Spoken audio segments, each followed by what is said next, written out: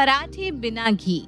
ये कहानी है कुसुम की, जो हर सास की तरह बहू के घर आने से अपने घर की और खास तौर पर रसोई की सारी जिम्मेदारी अपनी बहू के हाथों में सौंप देती है। कुमकुम बहू, अब तू ही इस घर की बहू है, इस घर की लक्ष्मी और अन्नपूर्णा। अब इस घर को तुझे ही संभालना है, खास करके मेरी इस रसोई को, समझी? तो ये सारी जिम्मेदारी अब तेरी है। अब तुझे बखूबी से निभानी होगी अपनी जिम्मेदारियां। घर तो ठीक है, पर रसोई? कुसुम तो अपने दिल की बात अपनी बहू से कहकर चली जाती है, पर बेचारी कुमकुम रसोई की जिम्मेदारी और रसोई को देखकर परेशान हो जाती है। पर बेचारी बहू कर भी क्या सकती है? अब घर की बहू है तो जिम्मेदारी तो उठानी ही पड़ेगी। यही सोचकर कुमकुम भी अपनी जिम्मेदारियों से मुंह नहीं मोड़ती और घर की जिम्मेदारी उठाने को तैयार हो जाती है। अच्छा माँ जी, मुझे ना समझ में नहीं आ रहा रात के खाने के लिए क्या बनाऊं। अरे बहू, अगर कुछ समझ में नहीं आ रहा तो मुझसे पूछ लेती ना, मैं भी तो इस घर की बहू हूं और तेरी सास। एक काम कर, आज ना तू पराठे बना ले, वैसे भी सर्दी आ गई है।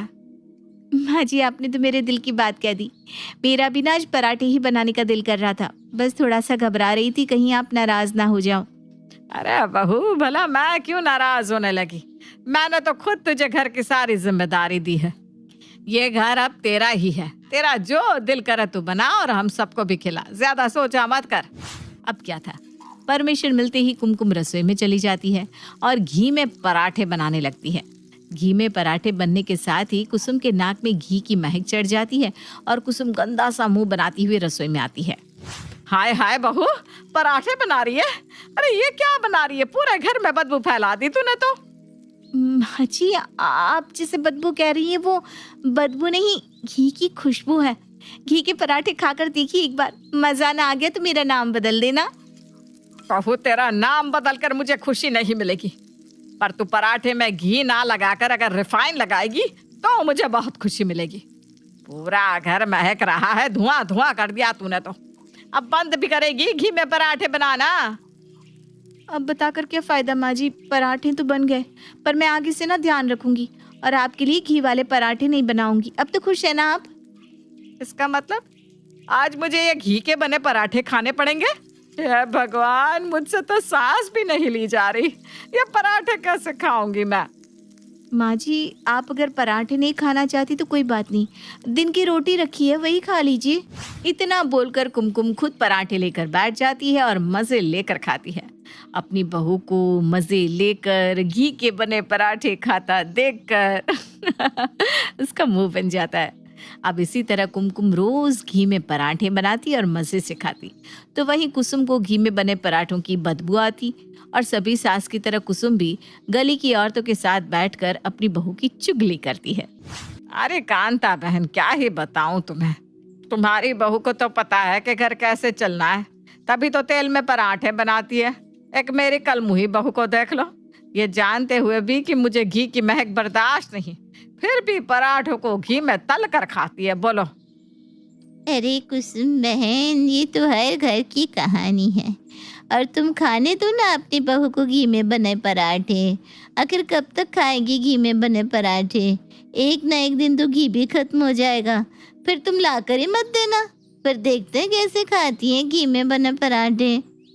मैंने तो गलती कर दी घर में घी लाकर, अब तो मैं बस भगवान से हाथ जोड़कर ये दुआ कर रही हूँ कि जल्दी से घी खत्म हो, ताकि मेरे घर में घी के पराठे बनने बंद हो। अब इसी तरह से कुसुम हमेशा अपनी बहू की चुगली गली की पड़ोसनों से करती। ये देखने के बाद भी कुमकुम अपनी हरकतों से बाज नहीं आती। अब ऐसे ही समय बीतता है और आखिरकार वो दिन आता है जब घर में घी खत्म हो जाता है। माँ जी, किचन का सारा सामान खत्म हो गया है, ना नमक है, ना मसाले और ना ही घी। मैंने लिस्ट बना दी है, आप शाम तक ले आना।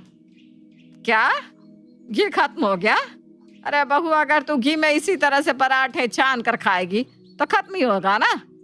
और वो घी भी मैं इसलिए लेकर आई थी ताकि मेहमान जब आए तो उन्हें रोटी पर लगा कर दे सकूं, पर तुझसे घी बचे जब तो मेहमानों को पड़े। क्या माँ जी, आप तो ऐसे नाराज हो रही हो जैसे कि मैंने घी नहीं घर में रखा सोना खा लिया हो। अरे घी ही तो था, मार्केट जा रही है तो फिर से घी ले आइए ना। माफ कर बहू तुम मुझे, मैं तो कब से इसी आस में बैठी थी कि कब घी खत्म होगा, और अब जब घी खत्म हो गया है तो मैं घी घर में वापस लेकर आऊंगी, हरगिज नहीं। वो गलती दोहराऊंगी नहीं कभी भी।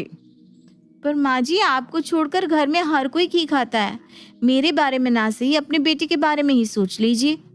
अरे मेरी प्यारी बहू, मेरा बेटा बिना घी की भी रोटी खा लेता है। अब तो भूल जा कि इस घर में कभी भी घी आएगा। कुसुम को जब पता चलता है कि घर में घी खत्म हो गया है तो मानो उसकी खुशी का ठिकाना नहीं रहता, और अपनी ये खुशी की वजह वो अपनी गली की पड़ोसियों को बताती है। अरे कांता बहन, आज ना मैं बहुत खुश हूँ।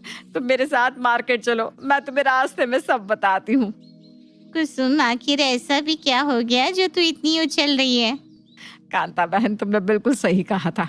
एक दिन तो घी खत्म हो ही जाएगा, और जिस दिन भी घी खत्म होगा उसी दिन मेरी परेशानी भी। आज घी खत्म हो गया और अब तो मैं घर में घी लाने से रही। अब देखती हूँ मेरी प्यारी बहू कैसे घी में पराठे बनाकर खाती है। कुसुम की खुशी का ठिकाना नहीं रहता और वो कांता के साथ मार्केट जाती है और पर्ची पर लिखा सारा सामान लेकर आती है। तो वहीं दूसरी ओर कुमकुम भी अपने पति को फोन करती है। सुनिए ना, घर में घी खत्म हो गया है, तो आप शाम को घर आते हुए देसी घी का एक डब्बा ले आना। अरे यार कुमकुम, घी का रेट बहुत बढ़ चुका है और हमारे घर में कोई इतना खास घी खाता भी नहीं है। मैं नहीं लाने वाला कोई देसी घी का डब्बा। रहने दो, अगर खत्म हो गया घी तो कोई बात नहीं। अच्छा, तो इस घर में वही चीज आएगी जो आपको और आपकी माँ को पसंद हो। रखो फोन, क्योंकि घी तो मैं मंगवा कर ही रहूंगी, चाहे आप लेकर आए या ऑनलाइन, घी घर में आएगा। इतना बोलकर कुमकुम गुस्से में अपने पति का फोन रख देती है और अपनी माँ को फोन करती है। माँ, मेरे ससुराल वाले तो बहुत कंजूस है। तुम जानती हो ना, बिना घी के खाना हजम नहीं होता तुम्हारी बेटी को। अपनी बेटी के लिए एक देसी घी का डिब्बा भिजवा दो ना। अरे बड़े कंजूस लोग हैं तेरे ससुराल वाले। मैंने तो सोचा था शहर में रहकर शहरी होंगे, पर ये तो हम गांव वालों से भी ज्यादा गरीब है। अरे मोरी बिटिया, फिक्र ना कर, मैं तेरे लिए ना गाय का देसी घी बनाकर अपने हाथों से भेजूंगी। उसकी खुशबू 4 गली तक पहुंचेगी। आराम से खाना मेरी बच्ची। माँ, गांव में रहकर भी तुमने ये दिखा दिया कि एक माँ को ही अपनी बेटी की फिक्र रहती है। पर माँ, घी ना जरा जल्दी भिजवाना। हाँ मोरी बिटिया, फोन रखने के साथ ही भिजवाती हूँ लाला के हाथ से घी। शाम तक पहुँच जाएगा तोरे घर। हाँ, और गांव से ससुराल थोड़ी ना ज्यादा दूर है। अपनी माँ से बात करके कुमकुम को बहुत अच्छा लगता है और वो घी का इंतजार करने लगती है। शाम तक कुमकुम का भाई उसके घर आता है और गाय का देसी हाथ से बना हुआ घी अपनी बहन को देकर वापस चला जाता है। अब अगली सुबह कुमकुम हमेशा की तरह घी में पराठे बनाती है। एक बार फिर कुसुम के नाक में घी की खुशबू जाती है और वो बौखलाती हुई किचन में जाकर अपनी बहू से कहती है। बहू, घी तो खत्म हो गया था ना, फिर ये कहाँ से आ गया? और ये कौन सी कंपनी का घी है? इसकी बदबू तो पहले वाले घी से भी ज्यादा है। देखिए माँ जी, जैसे आपको बिना घी की रोटी पसंद है, वैसे ही मुझे घी के पराठे पसंद है। अगर आपको घी के बने पराठे नहीं खाने तो मत खाइए, पर मेरे खाने पर तो रोक मत लगाइए। इतना बोलकर कुमकुम अपने घी के बने पराठे कमरे में ले जाकर अकेले खाती है। अब समय यूं ही बीतता है और कुसुम हार मान जाती है। ऐसे ही एक दिन कुसुम के सर में दर्द हो रहा था और जब उसे घी की महक आती है तो उसे उल्टियां होने लगती है। वो अपनी बहू के पास जाती है। बहू, अगर तुझे मेरी जान ही लेनी है तो ऐसे ही ले लेना। क्यों घी में बने पराठे बनाकर मेरी जान लेने की कोशिश कर रही है? माँ जी, मैं क्यों चाहूंगी कि आपको कुछ हो, बल्कि मुझे तो आपकी फिक्र सताती है। अगर आपको घी की महक बर्दाश्त नहीं होती तो आप किचन में चिमनी क्यों नहीं लगवा देती? किचन को कवर कर दीजिए ना, ताकि घी की महक किचन से बाहर न जाए और आप चैन की सांस ले सके। बहू, तूने तो कसम खा रखी है, तू अपनी हरकतों से बाज नहीं आएगी। पर तूने आइडिया गलत नहीं दिया। अब देख कैसे मैं किचन को कवर करवा देती हूँ, फिर इस 4 दीवारी की किचन में खड़ी होकर गर्मी में पकाती रहना घी के पराठे और खाती रहना दबाकर। अब क्या था, कुसुम बिना कोई देरी करे किचन में चिमनी लगवा देती है और पूरा रसोई कवर कर देती है। अपनी मॉडर्न किचन देखकर कुमकुम बहुत खुश होती है और खुद से कहती है, कितना सुंदर लग रहा है मेरा मॉडल किचन। आखिर मैं जो चाहती थी वो हो ही गया। थैंक यू सासू माँ, कितनी आसानी से फंस गई आप, मेरी भोली सासू माँ। तो देखा दोस्तों, किस तरह कुमकुम ने अपनी सास की एक कमजोर कड़ी पकड़ी और अपनी रसोई अपने हिसाब से बनवा ली, वो भी बिना किसी को शक हुए।